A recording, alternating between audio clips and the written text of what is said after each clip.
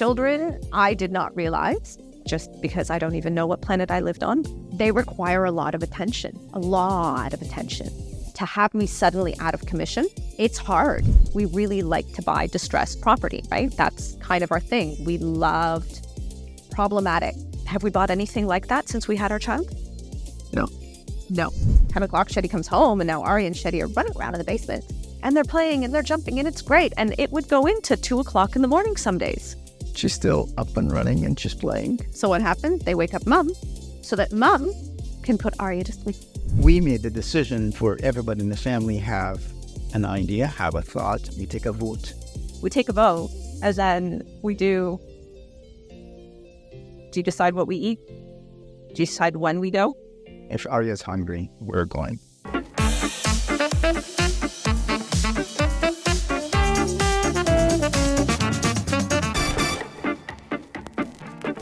Hey everyone, thank you so much for tuning in. I'm Lena. I'm Shadi. And Arya. We've got Arya here with us today. If you've watched our previous episodes, you know that Shadi and I have been here talking to you all about our journey. We've kind of covered how we met, where we came from, and how we decided to get into the businesses that we're in. We also discussed a major milestone, which was the purchase of our very first property that really got our businesses moving. Our first property was obviously a very big phase in our life because it's what started this entire, journey for us with the businesses that we own. And I think once you have that full kind of view of who we are collectively as a unit, then we can get into all the really fun stuff, which is the nitty-gritty of how we got from each phase over to be able to do what we're doing today. We're going to talk about the next major milestone that has shifted our businesses into where they are today.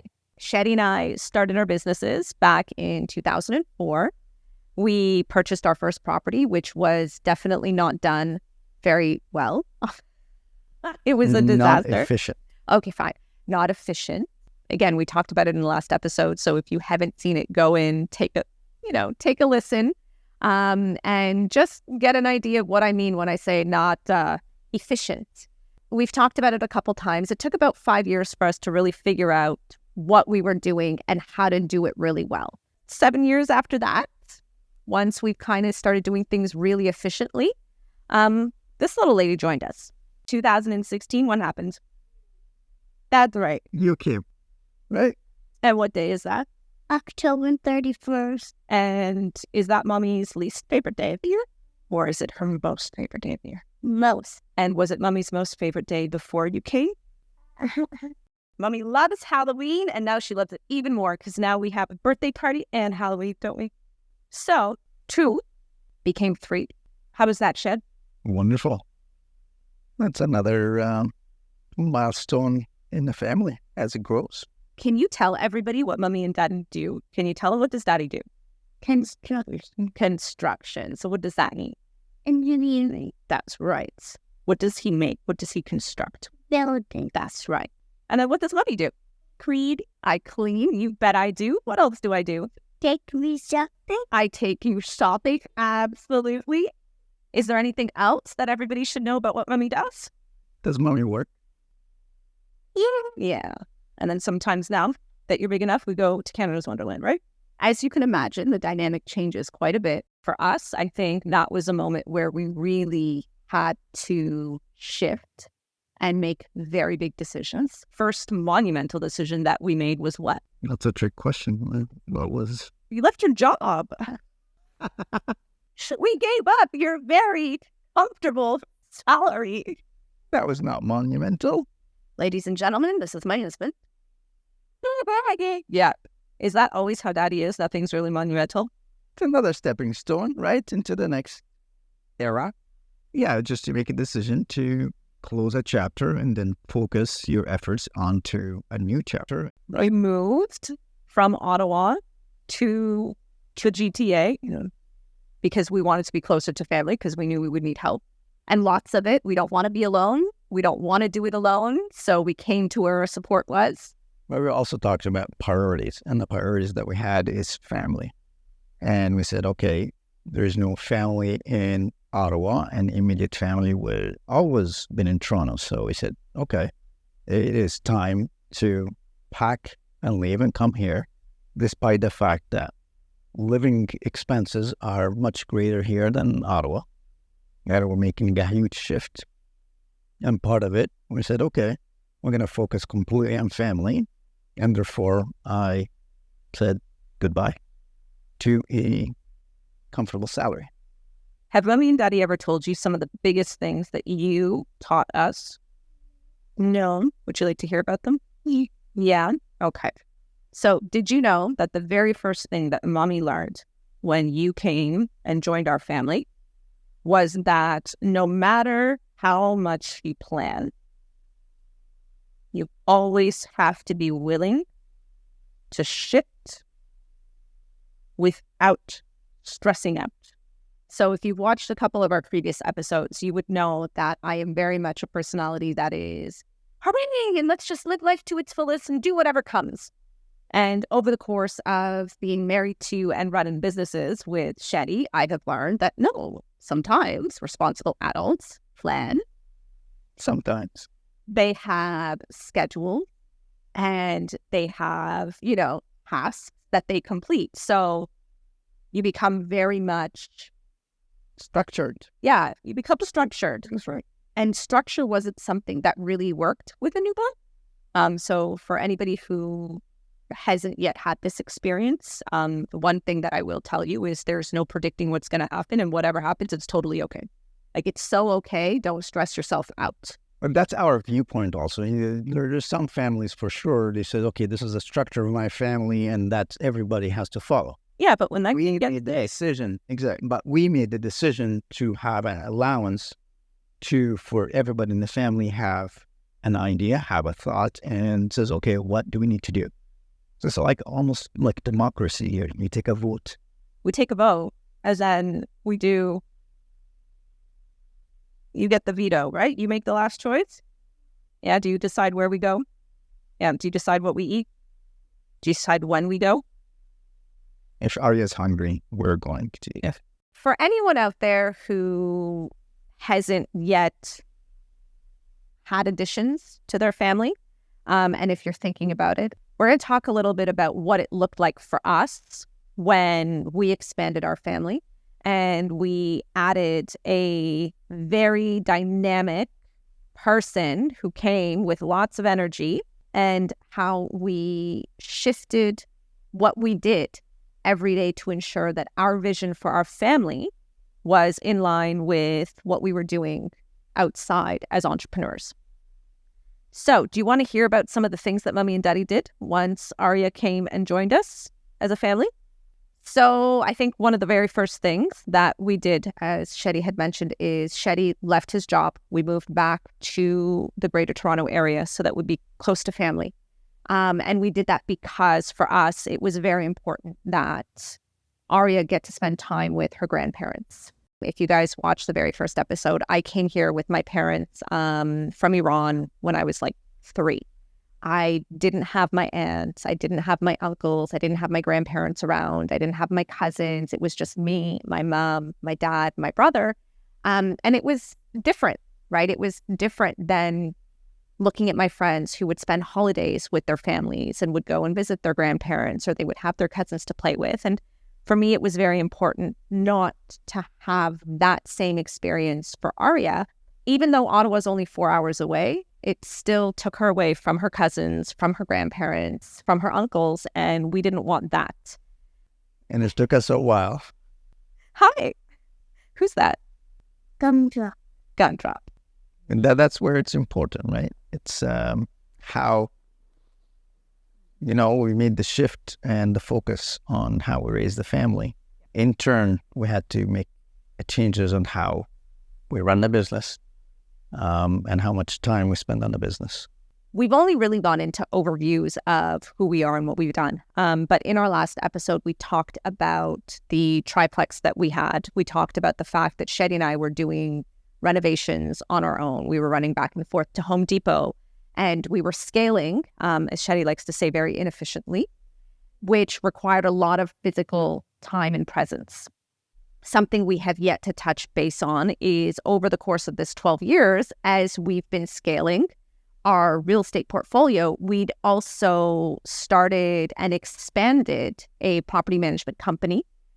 So in addition to having our own portfolio, we have a property management company that does full service management on behalf of other investors who don't have the time or the desire to deal with the day-to-day sugar and spice that Salt and comes pepper.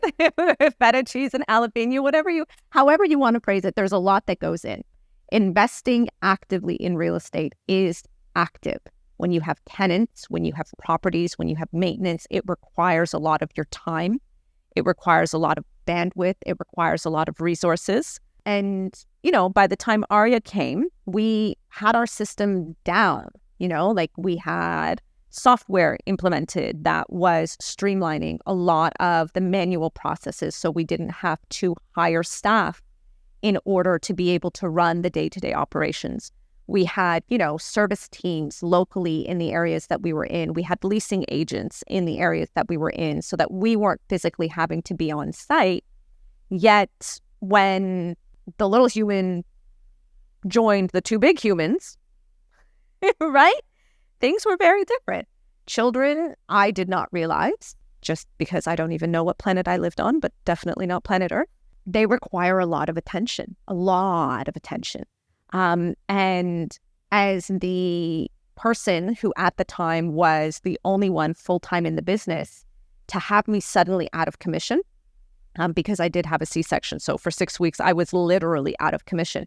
It's hard. It's very hard. And you have to very quickly find ways to replace yourself. And thank goodness you had systems and processes and manuals and software and things where we could plug in and go. It's almost trying to duplicate yourself. It's not almost, you actually have to duplicate yourself. Yes. So you can get the outcome that you're doing. So to replace you, we had to have some sort of a system, process in place, software to make sure that the errors are handled quickly or minimized. Yeah. And then you just get somebody in place and just, okay, here, follow this. And then what you're hoping for is when that person follows the exact steps that you've done before, the outcome will be the same. Did you know that Daddy started the construction company because you were born and he didn't want to have to travel anymore with his old job and be on airplanes and away from you all the time? What's amazing though, every single thing that we've done, it was done because of a need, right? The property management company, when it started, it was only solely purpose is to take care of our own properties and our own portfolio only. And because we got to a point where it's really efficient, other investors were calling out on us to say, hey, can you please do the same thing? The investment in any business is efficiency, and the processes is the guts of business. Once you have that, you can scale. And then we started the construction, right? Company, where it allowed us to expand and get into commercial builds, right? Yes. So we realized, I think, once we did have other responsibilities. Would you like to say bye to everybody? Yeah? Do you want to go and maybe take a nap and mommy and daddy will take it from here? What do you think? Yeah? Okay, say bye. Arya, would you like to eat something? You want chicken nuggets? Are you watching TV? Yes. Okay. So, a few things that, nobody ever talked to me about. I don't know if they talked to you about it. Bringing an addition into your family really, really, really shifts everything that you do. And it takes you from being a very well-oiled, efficient, what's your favorite word, machine, into becoming, again, that reactive, frazzled, inefficient, flustered. And these are all words I'm using for myself because this is how I felt. I came home from the hospital with this little person that I had no idea what to do with, and I didn't understand because, she didn't know how to talk to me. She didn't know how to say anything. She cried, not often, but she cried when she was hungry or uncomfortable or whatever it was. And But we kind of broke it down. So if she's crying, it's either she's hungry, you change the diaper, or she wants to sleep. So you just trial and error. He trialed and errored. I was frazzled and confused and had no idea what I was doing and sleep deprived. To the point is the businesses didn't stop. So to give you an example of what that looked like in our lives, the day that I went into labor, I also had rental applications that had come in. They needed Because it was the end of the month. It was the end. So it was the end of the month. It's like, honestly, all things that could be like horribly timed in terms of a business perspective was exactly what this particular moment was. Our daughter was born on Halloween. So it's the 31st of the month. Tenants are moving out. New tenants are moving in. Rent collection is starting. What I would normally do in the first week of the month would be, to make sure that rent has been paid. If rent hasn't been paid, have all the notices been served for collection in order to start an eviction process if needed.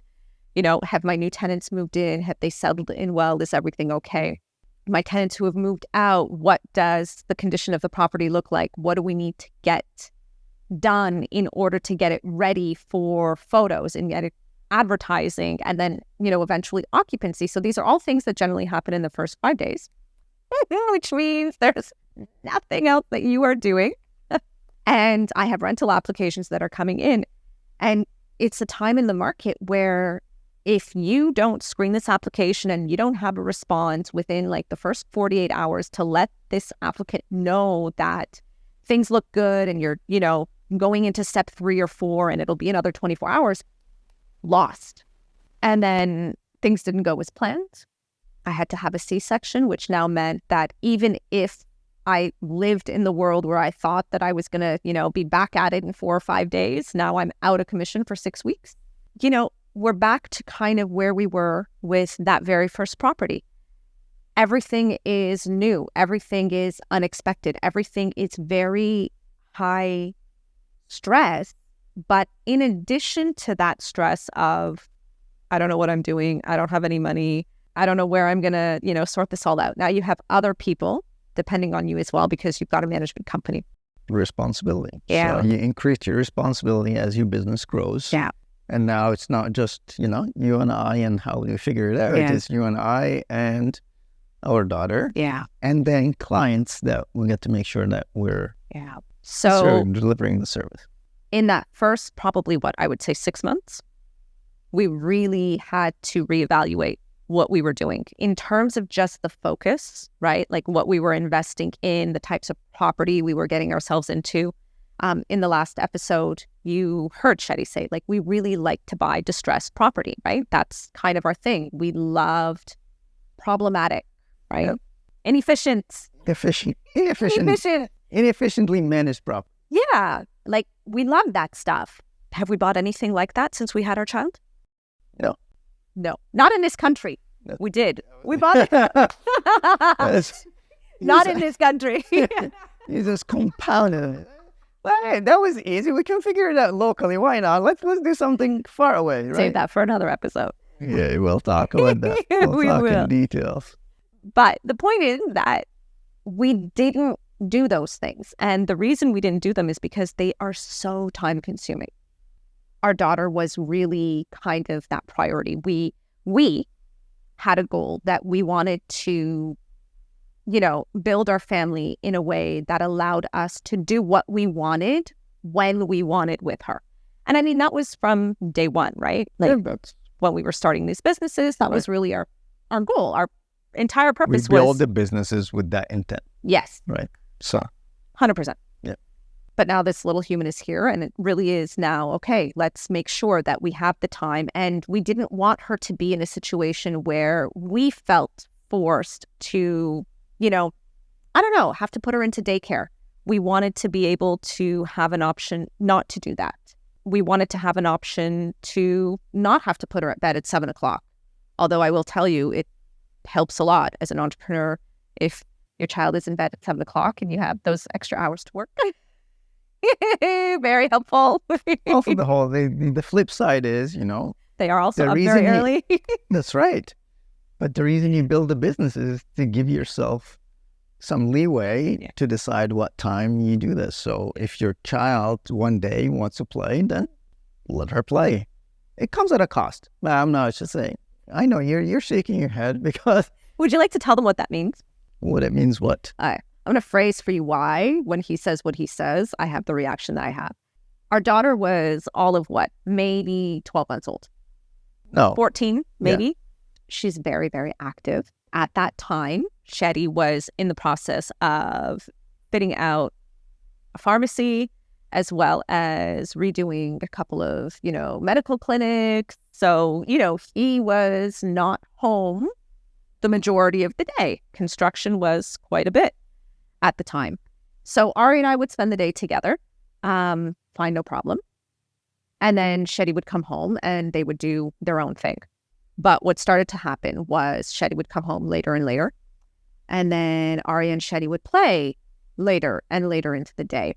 And at that moment in time, Arya needed me to put her to sleep. She would not sleep if it was not me who was putting her down. So my life started to look like this.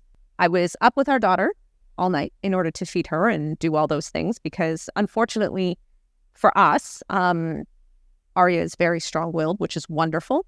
But that also meant that she refused to take any kind of food or anything from a bottle. Shadi wasn't able to kind of take on that evening role where we thought we would be able to. I'm up all night. And then all day I am trying to ensure that I am keeping this person alive in the best possible way while still trying to get my work done. I'm trying to keep our house organized. And, I didn't do that very efficiently.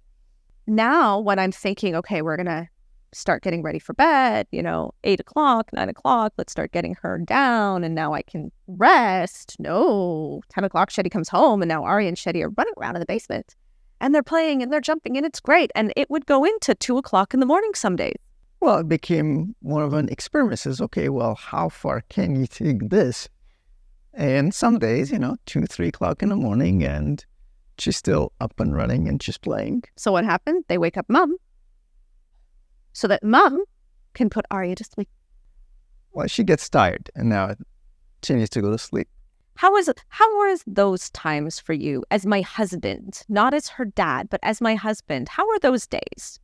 On a scale of 1 to 10, would you say they were 1 being the least enjoyable or 10 being the most enjoyable? The most enjoyable. Oh, liar. Liar, pants on fire. I'm telling you, it's a wonderful time to spend. I said as a husband, not her father.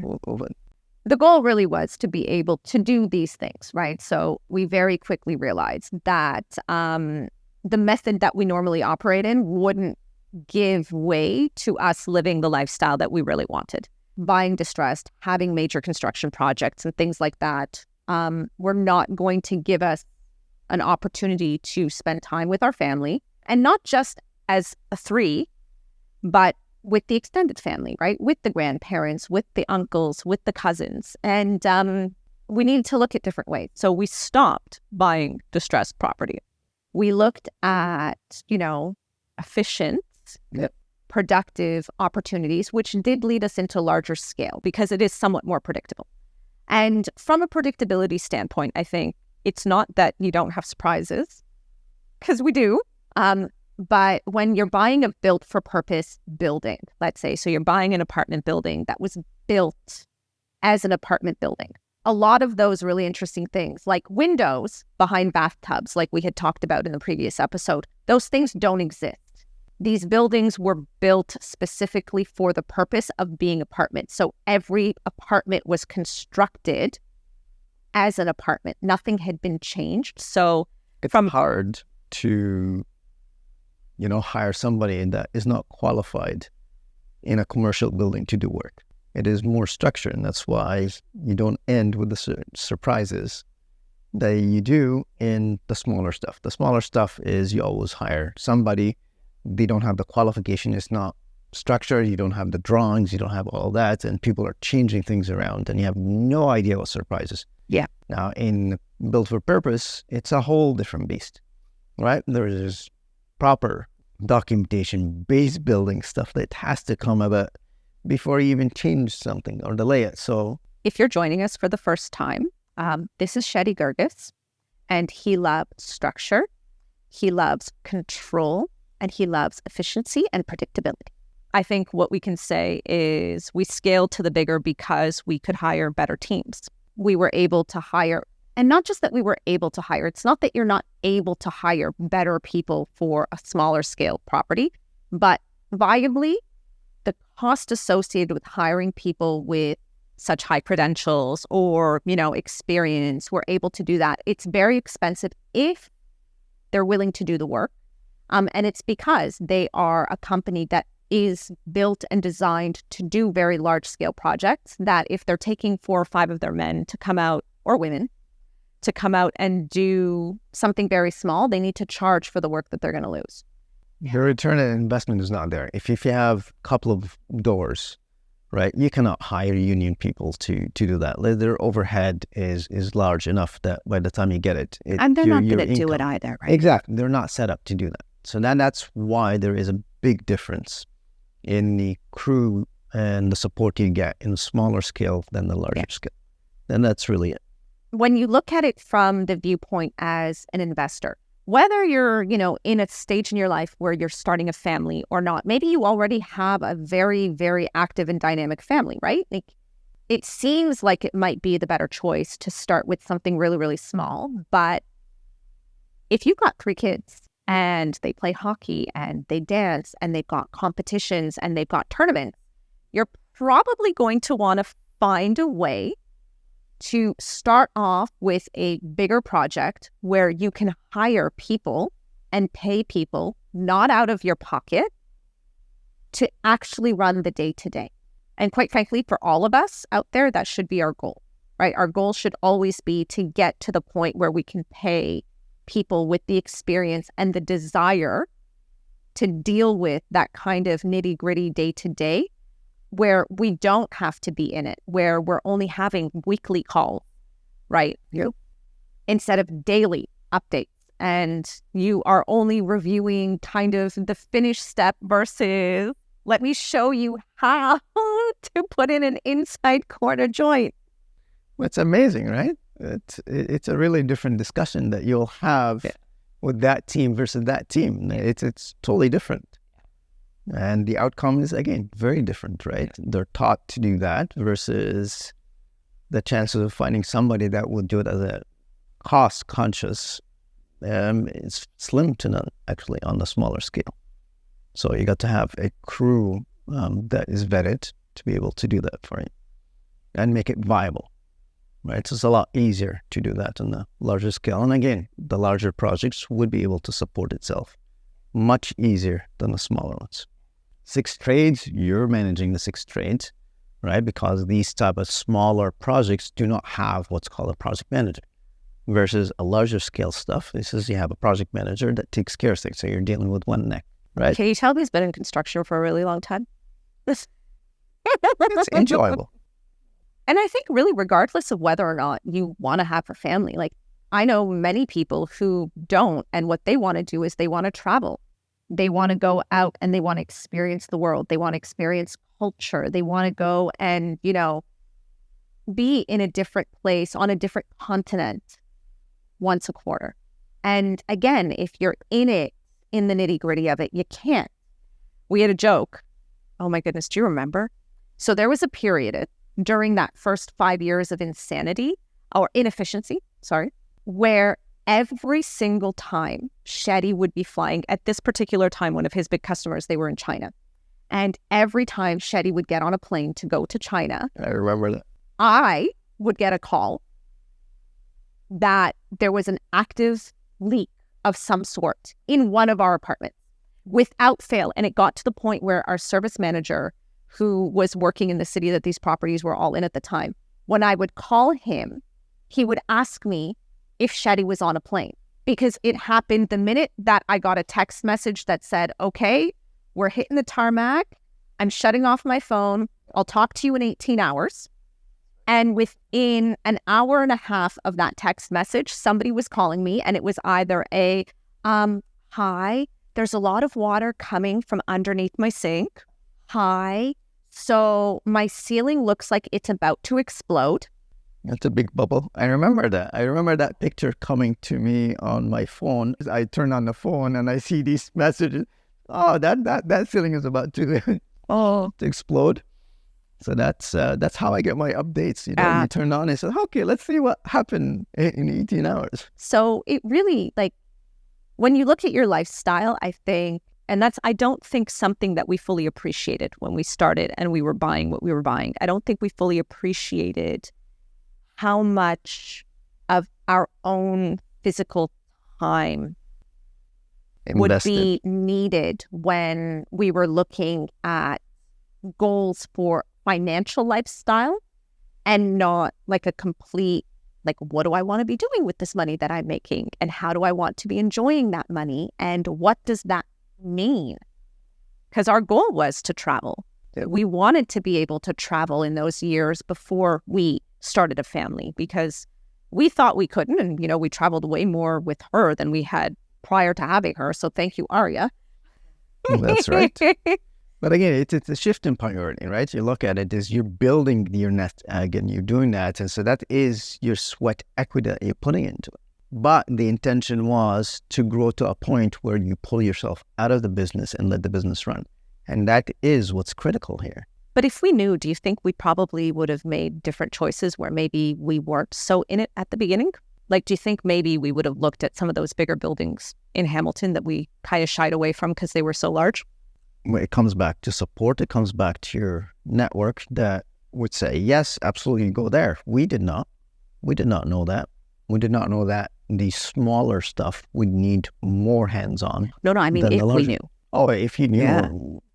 Hindsight, what do they call it? Hindsight's 20/20, baby. There you go. So here you go. A little bit of a tip for those of you who don't want to be in it and being dirty and like touching gross carpet. Or even being on the phone every other day. Like it needs, like you can hire people. That's okay. Hiring people and managing and overlooking that the work is done, even though you're physically not doing it. It requires your time. Oh, it does. So unless then you hire a manager to manage that operation, which in turn you have to have the money to pay that manager, right? It's not viable. So again, the formula is you got to look at what do you want from your life, how do you want to live it, and then find the right investment that fits it, or find the right business that fits it. Yeah. Right. So. And even when bigger seems scarier, I think we can agree it's easier to find a partner on a bigger project. Yep. Right? So bigger projects usually come with larger income. And when you've got a larger income, it's much easier to split that income and still take home enough to put food on the table. So finding a partner that you would be able to share that pie with is a lot easier. Finding people to do the work actually tends to be easier because it is, again, a larger scale project. So that visit will actually be a more financially beneficial visit for the person doing the work. That's right. So in turn, that person doesn't feel the need to kind of upcharge, let's say, for additional time and, you know, lost work from somewhere else.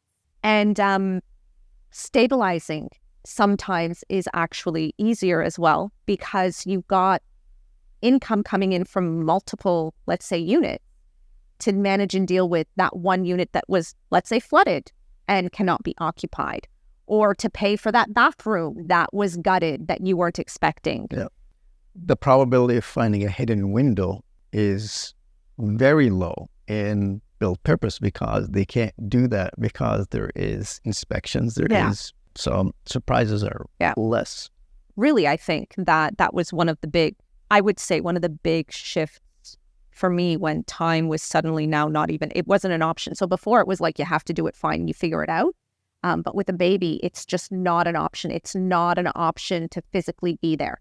It's not an option to take 14 phone calls because the phone needs to be on silent when the child is sleeping because, my goodness, if you wake this baby up, we are going to have a very big problem. You and I are not going to be friends anymore. But the beauty of this, you found ways to actually make it work. Oh, man. Once you have the priority is this. And then it's amazing once you set yourself up and says, okay, my priority is my child, my priority is a family, and then everything else. It's amazing how it opens your mind, how you structure things around. Yeah. Do you remember when I had to start using Arya's bathtub on my desk so that she could sit in her bathtub and I could actually work? Yes.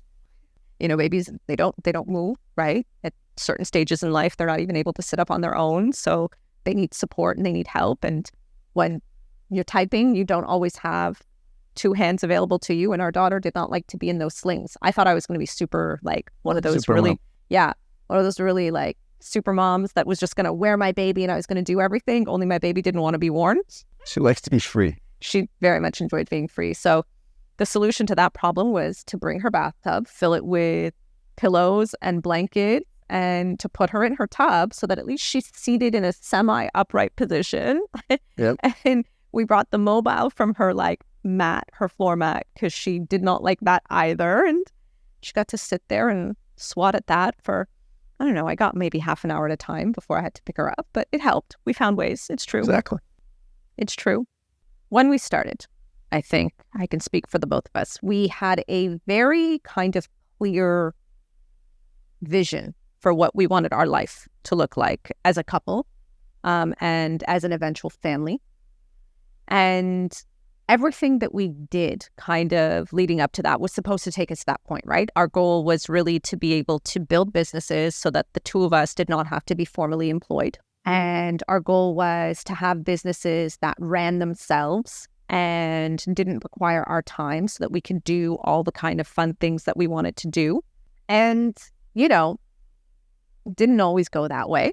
The first 5 years we've talked about were quite challenging, right? So that definitely didn't have us leaving our jobs and didn't have us making lots of money. It had us living in an apartment with pink carpets and green mosaic tiles from the 1970s while our tenants were living in these beautifully renovated new apartments that we just gutted and put together with our hands. If you look at it, yes, I agree with you. We were not living that way, but the vision we've implemented and we've gone after. So even though we agreed that we're going to have a substandard living, right? The tenants... I wouldn't call it substandard. Well, you know, tenants were living better, but that is our goal. Living better, just nicer. Well, they had nicer apartments. Of course it's My nicer goodness. apartment, but come on. It's really it. But that is our goal. That's the fundamental. When we started down that road, we said we're not going to be the landlords where, you know, leave things unattended. We put something at a good value for a tenant.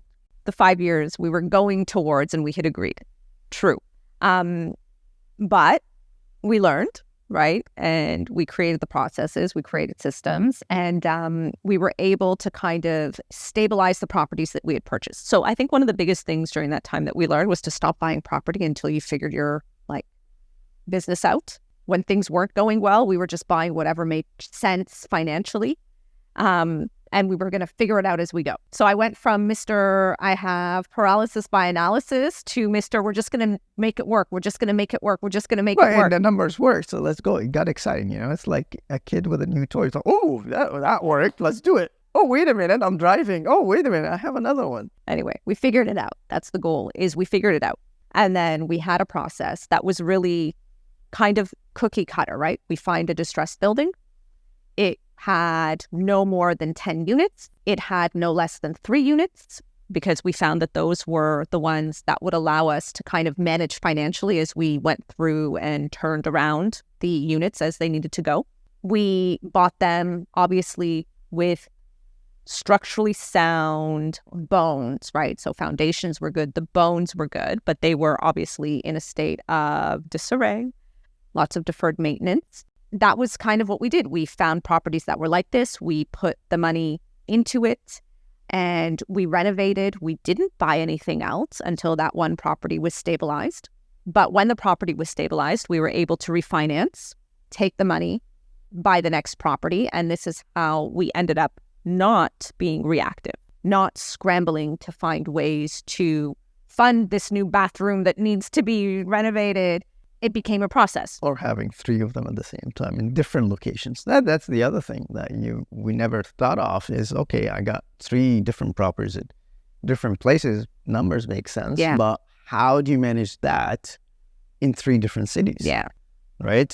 That's really, we did not have the systems at that time to manage See, that. I say no good. You keep saying inefficient. That's not an efficiency. That's just a bad idea. See? But really, towards the end, actually, if you look at it, every experience and everything that we've done that created a problem, we also took to find a solution. Honestly. So right now, can we manage projects across Ontario? Absolutely. We have the systems in place to do that. It even got too easy, I think. That's why we jumped across the border and we've done other stuff too. The best part is you just keep yourself challenged. Like, you don't want to get bored. Because once it's working, it's like, keep it chatting, but throw another thing in there. So if your personalities you feel are in line with ours, this is probably a really good thing for you.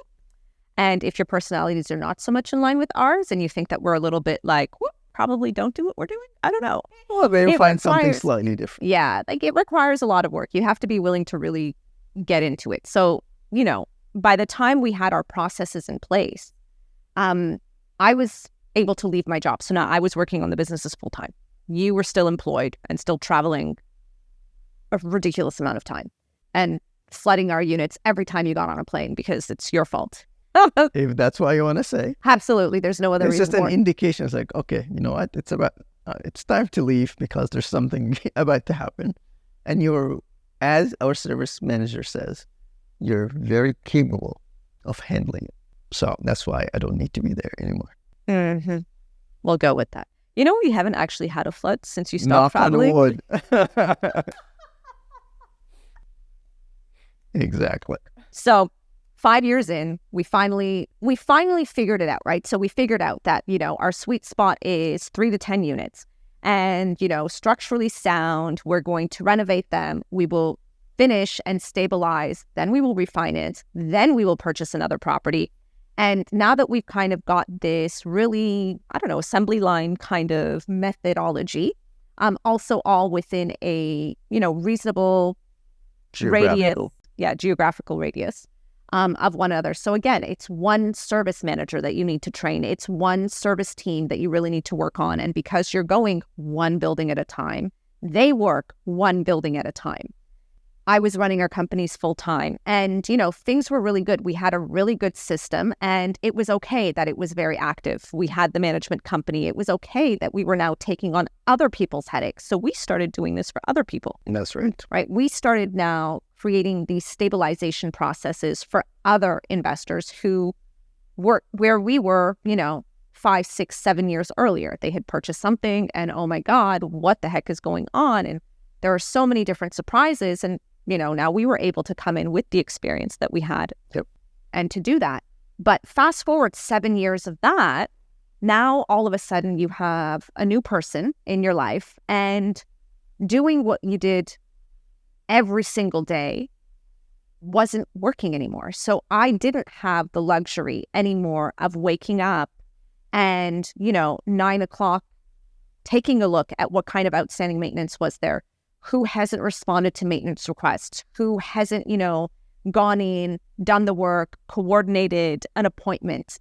I couldn't do that anymore, right? I couldn't check in with my service managers to see where the bottlenecks were because I was either exhausted and trying to sleep because, my baby is sleeping, so let me sleep. Or, you have this blob of a person that, will not survive without you. So you need to take care of that little person. Like it was a really strange shift, right? You went from, or at least in my world, I went from being very efficient. We're going to look at the maintenance and then we're going to deal with, any kind of problematic situations between, tenants who feel like they're not being heard or tenants who feel like, their work is not being done to their satisfaction. And there was a lot of time dedicated to day-to-day maintenance. I had the ability to kind of go through and screen applications. My God, screen applications. Do you remember the first tenant that was placed by somebody not me while she was 6 months old? So story time. Sorry, I'm going to digress, but I'm going to tell you this anyway. I do all of the tenant application screenings for our management company. So in the beginning, when we did not have efficient systems, the goal was to place a tenant who seemed semi-reliable in as quickly a manner as possible because we didn't want to lead with vacancies. That proved to be not good. And we adopted the attitude of one of us will be designated to screen applicants. It was me.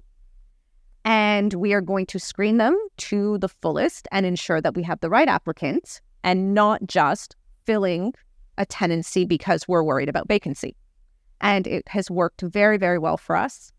We've been very lucky with the tenants that we have. And I shouldn't say lucky, like we have a very good screening system. So we've been very fortunate to have good tenants who don't require a lot of people management, right? They understand kind of the system. They understand the process. They respect the process. Self-sufficient. Yeah. So, they do their own thing unless they need us. And when they need us, we know that they need us because they're not people who are just going to, call us and complain because there's a cobweb in the corner. It's happened. So when I had Arya, one of the big discussions that we had was it's time to delegate, right? We need to start delegating tasks. So it can't just be me who's doing it. It's got to be other people. So one of the first things that I thought would be the easiest to delegate, because it was the most time consuming for me, was to delegate the leasing of our units. We would delegate like the showing parts of the leasing, right? So we would have agents that we work with, they would show things, but we were like, you know what, we're going to let them kind of do the whole thing. They've been working with us for a while. They're using our documents. They understand our process. So let's go ahead and do that. The first tenants that we had placed while I had decided to kind of step back, when you look at it from like the viewpoint of an investor, they were great, right? They paid rent on time. All of their, checks cleared the first time that they were deposited. We didn't have any of those issues.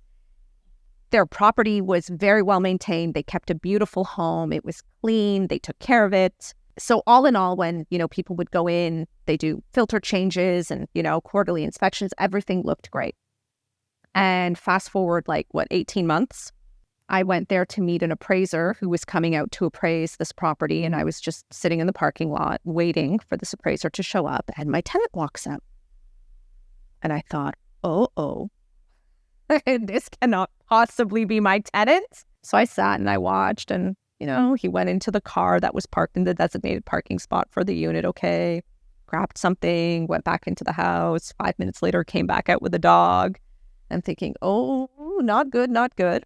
And not that it's a problem to have a dog. We knew they had a dog. It was the entire kind of situation in the 15 or 20 minutes that I was watching him that had me and every bell in my head going off. And I called Shadi and I said, I think we have drug dealers in Unit 5. And my lovely, wonderful, supportive husband responded with, please stop judging people. How can you say that? They're good tenants. And I said, trust me when I tell you, I think we have drug dealers in Unit 5. We left it. We agreed to disagree. I didn't say anything about it. I went through, we did the appraiser. He went through the unit. Again, the space was beautiful. Very nice furniture. Everything was taken care of. Everything was taken care of. That's right. These 23 and 24-year-olds had beautiful Ashley furniture sets where in my head was how are you affording this at 23 years old? Don't judge people. What's his viewpoint? Of course. So I'm telling you this because 3 days later, I got a call from the female who was renting. So it was a couple that had rented from us. And the female called me to tell me that their house had been raided by the police. They kicked in the doors, but don't worry, we're going to get them fixed. Okay. And her partner is in jail. So she's not sure she's going to be able to pay rent. And I thought, well, what does rent have to do with this? Oh, well, they took all of our money. And I thought, who took all of your money? The police took all of our money. So me being me, I Googled it. And sure enough, the police department for the city that they were in raided the home and they confiscated $20,000 worth of ecstasy and $16,000 in cash. Yep. I think another $12,000 of Drug, I don't know. any other kinds of drugs, as well as a weapon. And they were gone. And I thought, oh my goodness, it took me less than 30 seconds to pin him. And nobody else who has met him in all of this time seemed to notice. Sometimes I think what this taught us was that we had to shift, we had to delegate, but there were certain things that just couldn't be delegated. Like there were certain things that experience is what wins. It's not a system or a process.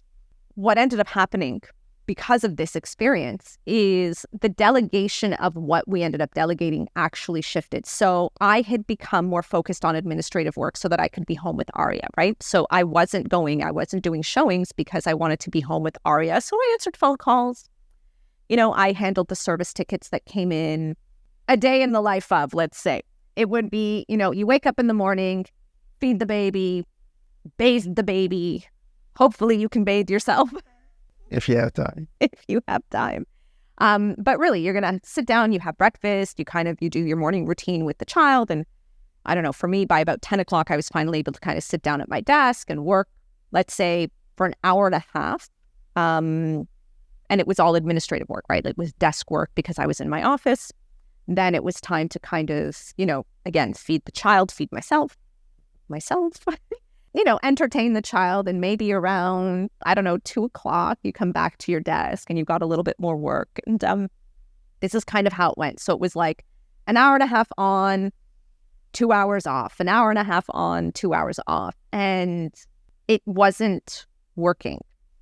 It worked, but it wasn't yielding the kind of results that we wanted. Like, I was not interested in having another drug dealer go into a unit. I wasn't interested in, potentially having other types of situations. We were fortunate that these two individuals, even though their choice of occupation was not the best, they were responsible people. They were respectful of their units. They were respectful of us as people. What if that wasn't the case, right? Because it's not always the case. And we know that from experience. Yes, we do. Other property. We're going to save that. We're going to do a whole series of just a day in the life of a property manager. Don't worry. We've got stories. Once our family dynamic changed, even though we had we had a set way that we were building our business, theoretically, it was great. Practically, it was not. Practically, we weren't able to do what it was that we were doing. There's key places where you cannot replace. So talk about those. So, it's 5 tenet, like you're what I call the sixth sense. That's what I always call it, right? You walk in there, put you in there, you look at the person, talk to them for a couple of minutes, and he says, oh, yep, okay. And I'm looking at this it's like, what? How the hell do you find that out?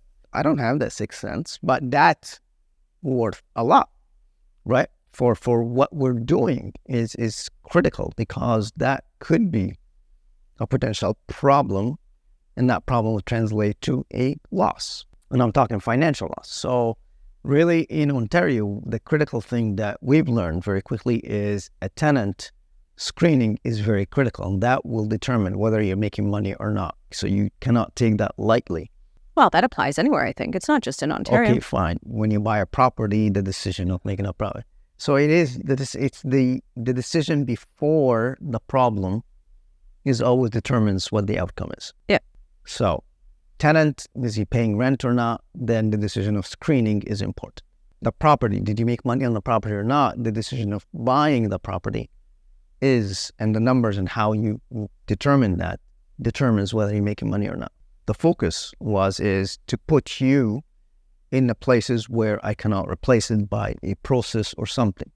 A computer cannot detect human behavior. Yeah. It might with the AI coming, maybe, but right now it's not.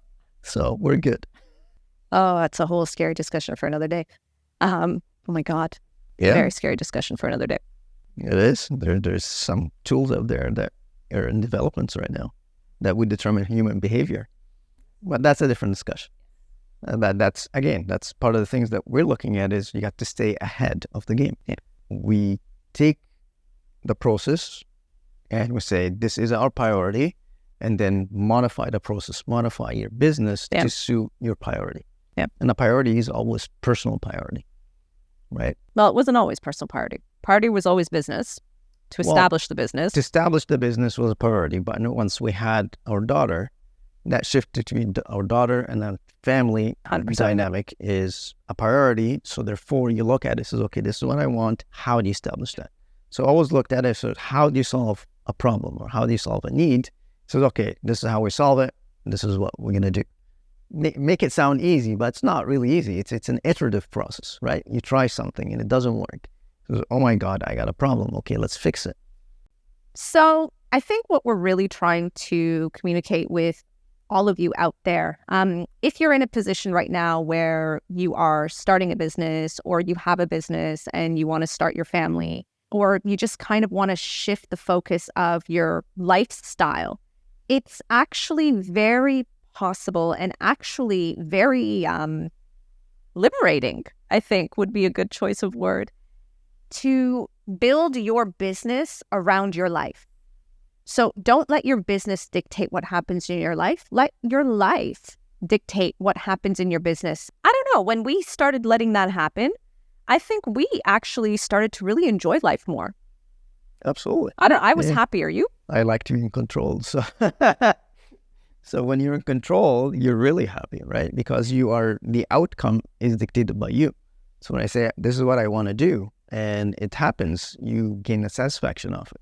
Nobody wants to be told what to do, right? And every entrepreneur starts a business because they want to do what they want to do, yeah, not to be told what to do. Yeah. So maintain that and don't let the business take over, because it's a lot easier.